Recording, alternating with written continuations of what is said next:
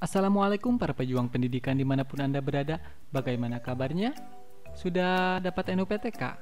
Atau sudah sertifikasi? Kalau belum kedua-duanya, berarti nasib Anda sama seperti saya. Baik, pada kesempatan kali ini mari kita sama-sama membahas tentang RPP daring atau biasa disebut dengan RPD yang berarti Rencana Pelaksanaan Daring. Tanpa menunggu lama, dikarenakan saya diundang oleh Bapak Nadim untuk menghadiri acara sunatan keponakannya, maka siapkan headset Anda, posisikan diri Anda senyaman mungkin, dan selamat menyimak.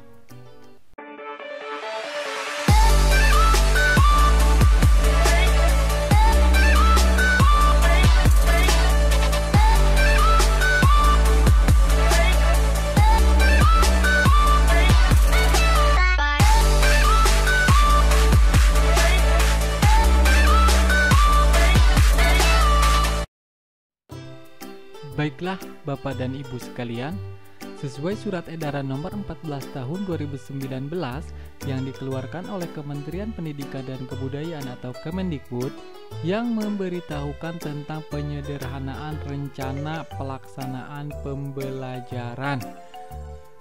Di sini kita diberikan tentang arahan kebijakan baru, yaitu guru secara bebas dapat memilih, membuat, menggunakan, dan mengembangkan format RPP. Adapun RPP sendiri terdiri dari 3 komponen inti, yang mana komponen lainnya bersifat pelengkap dan dapat dipilih secara mandiri. Adapun 3 komponen inti tersebut yaitu tujuan pembelajaran, kegiatan pembelajaran, dan yang terakhir asesmen ataupun penilaian. Dan dari ketiga inti tersebut cukup dimuat dalam satu lembar atau satu halaman. Kemudian penulisan RPP dilakukan dengan efisien dan efektif sehingga guru memiliki lebih banyak waktu untuk mempersiapkan dan mengevaluasi proses pembelajaran itu sendiri. Adapun perbedaan RPP yang lama dan yang baru itu bisa kita simak di sini, yang mana RPP lama terdapat 13 komponen, adapun di RPP yang baru itu hanya 3 komponen saja, yang mana 3 komponen ini bisa kita buat dalam satu lembar. Adapun komponen yang lain bisa kita gunakan sebagai pelengkap saja. Kembali lagi kepada RPP daring yang sudah saya buat di sini. Di bagian pertama saya menambahkan komponen pelengkap yaitu sekolah, mata pelajaran, materi, surel, kelas atau semester, alokasi waktu, KD, dan juga pertemuan. Kemudian ditambahkan dengan kompetensi dasar atau biasa disebut dengan KD dan indikator pencapaian kompetensi atau biasa disebut dengan IPK, yang mana KD dan IPK tersebut bisa diambil dari muatan nasional yang biasanya diberikan oleh Wakasek Kurikulum di awal tahun pelajaran baru. Dan apabila Bapak Ibu tidak mendapatkannya, silakan Ibu untuk memintanya secara langsung atau bisa meminta ke guru-guru yang lain yang sudah mendapatkannya ataupun bisa di-download di sini.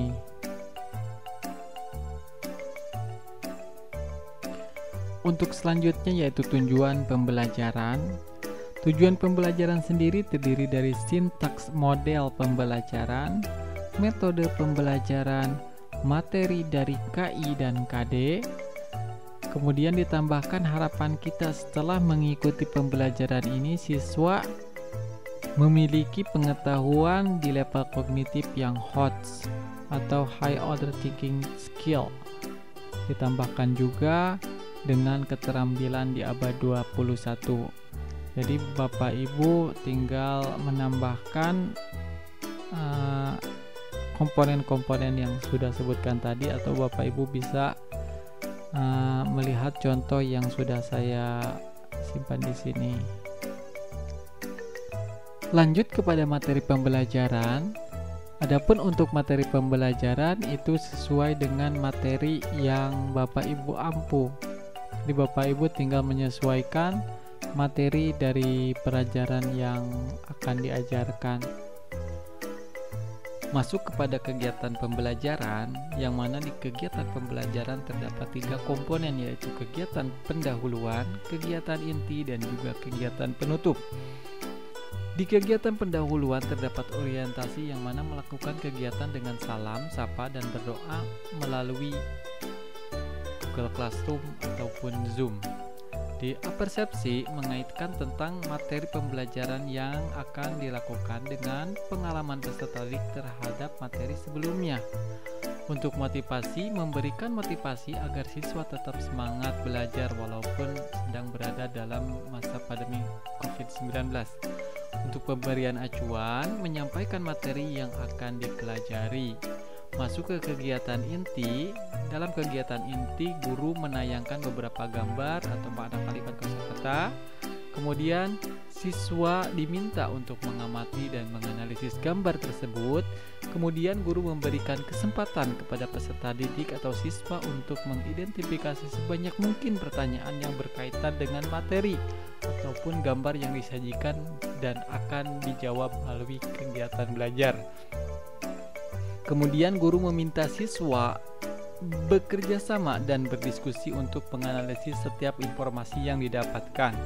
Kemudian guru meminta setiap siswa bekerja sama dan berdiskusi untuk menganalisis setiap informasi yang didapatkan. Terus setiap siswa secara klasikal dipersilahkan memberikan tanggapan. Kemudian hasil tugas diupload di Google Classroom dan diberikan nilai oleh gurunya. Untuk selanjutnya kegiatan yang ketiga ialah kegiatan penutup, yang mana di kegiatan penutup ini memberikan ungkapan-ungkapan sanjungan dan apresiasi kepada siswa yang telah menunjukkan peningkatan sikap kerjasama. Untuk selanjutnya kita terangkan kegiatan kita selama di Google Classroom dan juga di Zoom meeting ya. Untuk kegiatan di Google Classroom kita memaparkan tentang bahan ajar kita, yang mana di bahan ajar itu ada PPT materi tentang kosakata kalau materi saya, kalau Bapak Ibu mungkin sesuai dengan materinya sendiri. Kemudian di model pembelajaran, yang pertama pendekatan menggunakan scientific, adapun model pembelajaran discovery learning dan juga problem based learning. Adapun tugas, guru meminta siswa menghafalkan mufradat. Ya, ini sesuai materi. Kemudian setelah di classroom, kita beralih kepada Zoom, yaitu guru menjelaskan singkat seputar materi, yaitu di Zoom dengan cara meeting di Zoom. Untuk kedua, guru memberikan contoh penggunaan kalimat baru dan struktur teks dalam kehidupan sehari-hari. Masuk kepada komponen yang terakhir, yaitu komponen penilaian. Yang pertama ada penilaian sikap, penilaian pengetahuan, dan penilaian keterampilan. Untuk penilaian sikap sendiri bisa dilakukan dengan observasi dan pengamatan. Adapun untuk penilaian pengetahuan yaitu dengan tes tulis, dan yang terakhir penilaian keterampilan bisa dilakukan dengan portofolio. Kemudian bagaimana bedanya penilaian dan assessment? Untuk masalah ini saya mencoba mengartikan antara assessment dan penilaian. Secara umum, assessment dapat diartikan sebagai proses untuk mendapatkan informasi dalam bentuk apapun yang dapat digunakan untuk dasar pengambilan keputusan tentang siswa, baik yang menyangkut kurikulum, program-program pembelajaran, iklim sekolah maupun kebijakan-kebijakan sekolah. Assessment secara sederhana dapat diartikan sebagai proses pengukuran dan non-pengukuran untuk memperoleh data karakteristik siswa dengan aturan tertentu. Sedangkan menurut Surapranata dalam bukunya menyatakan bahwa penilaian adalah suatu pernyataan berdasarkan sejumlah fakta untuk menjelaskan karakteristik seorang atau sesuatu. Pengertian penilaian berhubungan erat dengan setiap bagian dari kegiatan belajar mengajar. Ini menunjukkan bahwa proses penilaian tidak hanya menyangkut hasil belajar saja, tetapi juga mencakup karakteristik metode mengajar, kurikulum, fasilitas, dan administrasi sekolah. Menurut saya antara asesmen dan penilaian sama saja, cuma yang membedakan adalah model dan metodenya saja. Mungkin ada dari Bapak Ibu yang lebih paham, silahkan komen di bawah ya. Mudah-mudahan saya lebih paham lagi. Setelah itu kemudian Bapak Ibu tinggal menandatangani RPP, kemudian diserahkan kepada kepala sekolah, kemudian ditandatangani oleh kepala sekolah. Setelah itu selamat mendapatkan gaji peserta. Hanya itu yang bisa saya sampaikan. Saya Zen beserta kru yang bertugas mengucapkan terima kasih yang sebesar-besarnya. Jangan lupa subscribe, like, dan juga share agar saya mendapatkan pundi-pundi rupiah dari AdSense. Dan sampai jumpa. Wassalamualaikum warahmatullahi wabarakatuh.